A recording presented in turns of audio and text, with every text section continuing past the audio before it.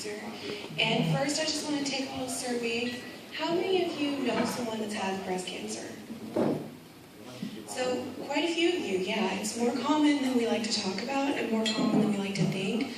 But there are some things that we can do to reduce our risk and to catch it early. The key is catching it early, because there's nothing you can do specifically to prevent it. Sometimes it's just genetics, sometimes it's lifestyle choices, but catching it early and doing your monthly breast exams is the best thing you can do.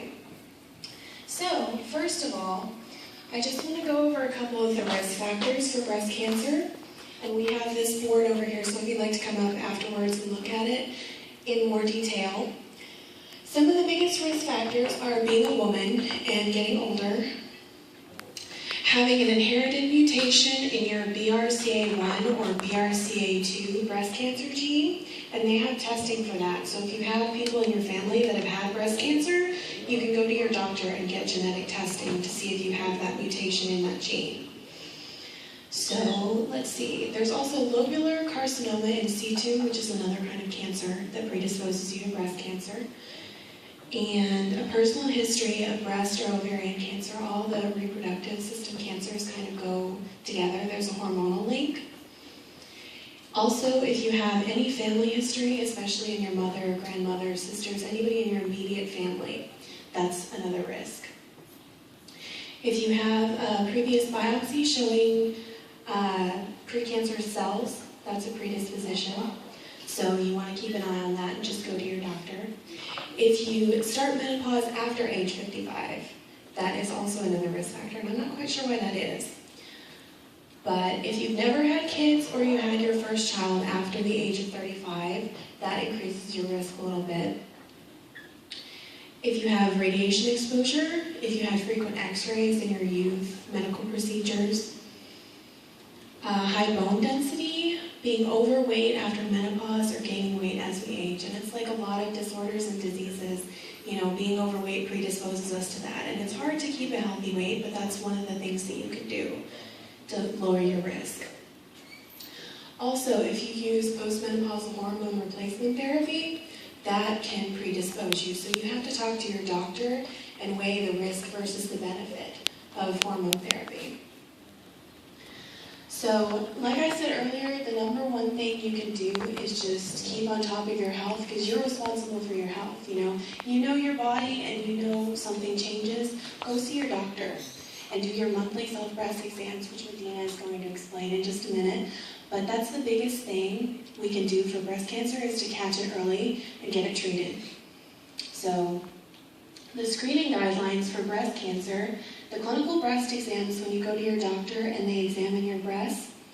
And if you're anywhere from 20 to 39, you want to do that every 3 years. Over the age of 40, it's once a year. And if you notice any changes in between when you're doing your own breast exams every month, definitely call your doctor. Don't wait until your next yearly appointment.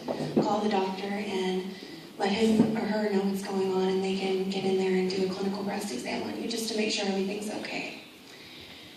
And then your mammograms, which is basically an x-ray of your breasts, from 20 to 39, there's no real standard, but if you have a history in your family of breast cancer, if you have a lot of the risk factors, your doctor may want you to go get a mammogram.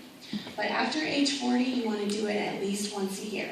And that's something we got to keep on top of, because we all have really busy lives, but the early detection is the key here. So I'm going to turn it over to Medina. She's going to talk a little bit about the breast self-exam and the mammograms, okay?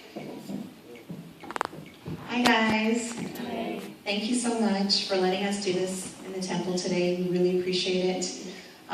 Breast cancer, to me, it's something personal. My mother had breast cancer, and in our culture, in the East Indian culture, we don't really talk about the breast. It's like they either don't educate us or they don't tell us, this is actually how you do a breast exam. I don't think my mother has ever gone through it with me that, you need to do a breast exam every month. I just want like a show of hands. How many of us do breast exams each month? Wonderful. Okay, good. Now I want you to look around the room and see 7 women here, okay? Because I'm addressing women here today specifically. Although there is small risk in men as well to develop breast cancer, about 1%. But look and see 7 of us, and out of the 7, 2 will be diagnosed with breast cancer. In 2014, 200,000 women will die because of breast cancer. Now, you think about it, that's a large number. And cancer goes into stages. It goes from stage 1 to stage 4. Now, our goal is to catch it early, so like catch it in stage 2, okay? And the best way we can do it is our monthly breast exams. Now, you know, a lot of people are not doing it the right way, and that's why we're here today, is to kind of show you how to do a breast exam and what to feel for. Today I even brought a little model of a breast. You can put some gloves on and come up after, and I can show you how to actually feel for a lump and what to do when you find a lump.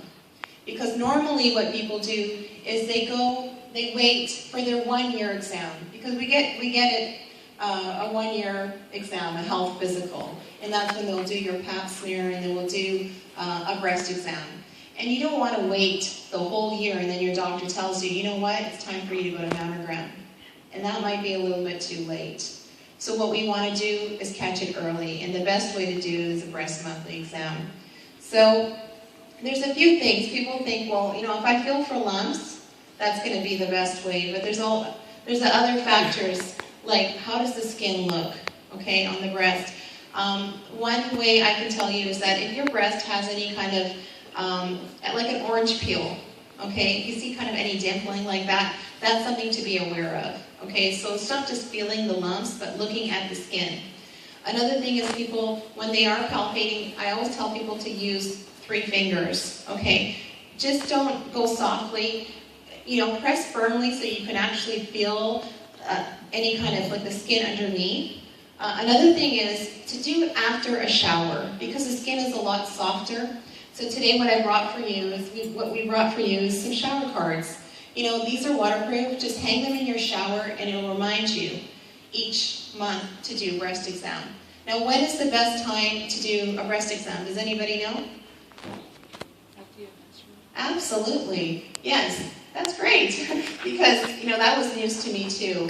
And I'm in the nursing program at Allen College. I'll be graduating in December. So that was something that we learned as well, is that you do it after your monthly period, is because your hormones are, rising, and you can feel something that's really not there. So wait for your monthly period. If you don't have a period and you are in menopause, do it once a month, the same time of the month.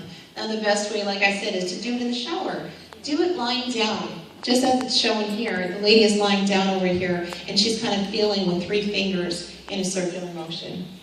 Another thing you want to do is also squeeze the nipple. If you see any type of discharge, unless you're breastfeeding, that is not normal. You need to report it to your physician. And one more thing I want to add is that if you look at this lady here, she has her arms down, and then she has her arms up, and then she has her arms on her hip. You want to go into the mirror, and you want to look for symmetry. Some people are born with asymmetrical breasts. That's okay, but if that's not normal for you, you want to be alert for that, as well as size changes, any kind of pain, you want to look for that. One more thing I want to add is when my mom had breast cancer, her breast cancer wasn't found in the breast, because our mammary glands go all the way from our breast up to our arms, okay? And so her breast was actually found under the armpit. And often people will just ignore that area and they won't feel for lumps. They just think, okay, it's the breast, I'm done now. No, make sure you look under your armpit and you feel, like I said, with good pressure. And when you all come up here, and I really want you to all come up here and put on some gloves and feel for it, because you really have to push a little bit harder. There are certain myths that, like, okay, if my breasts get bruised, I'll get breast cancer. If I go to the mammogram, I'll get breast cancer. Those are all false, okay? So once you if you do feel for any lumps, you do have any skin changes, you do see some discharge in the nipple, you need to report that to your physician right away, okay? And the next step would be a mammogram, because the mammogram can actually see inside, okay? And one thing, I myself have gone for a mammogram, And people will tell you all sorts of stories. Oh, it's, it's painful. It's this. But, more than the pain, I want to know what's going on. Because for me, myself, my own experience, my physician had found some lumps and just wanted to be on the safe side. And thank God they weren't cancerous, because we will have natural lumps, especially after you breastfeed. You will have sort of like calcium build up. So another thing I want to mention is breastfeeding. It does reduce your risk of having breast cancer. Yay, that's a good thing. Another reason why we should breastfeed. Did anybody have any questions at all before I go into... did you have any questions at all? Anybody? So we're going to all do our monthly breast exams after our period. If you're menopausal, you can do them once a month at the same time of the month. Make sure you get your yearly exam as well. Your yearly exam, the Well Women's exam, will include a pap smear, which will detect any kind of abnormal cells for uterine cancer, as well as they will palpate your breast and see if you need to go for a mammogram. After 40, it's highly recommended that you go every year for a mammogram, okay? And I think that age is, they say at age 40, at least once a year. Okay, so today before you leave, I do want for you to take one of these cards, put them in your shower, and just do that breast exam every month. Go for your yearly exam as well. Okay. Anyone have any questions at all again? And for the men that are sitting here, I'm focusing on breast cancer. It is Breast Cancer Awareness Month. So we do want to go into the community and participate, because you never know. Like I said, there's 7 women in this room today. 2 of us will be diagnosed with breast cancer. Okay? So we want to be proactive in the community. Get out there. If you know a sister, if today is just us, but you can touch 10 or 15 or 20 people's lives by just telling them, do that monthly exam, get your yearly exam, go for a mammogram after 40. And like I said, for the men, you have prostate cancer. You want to go get into the office, do your yearly exam, because I always believe, and this is just my motto in life, health is wealth, right? So as long as we take care of our health, we'll always be wealthy. Because no matter how much money you want to make, you can't enjoy it unless you have a good health. True?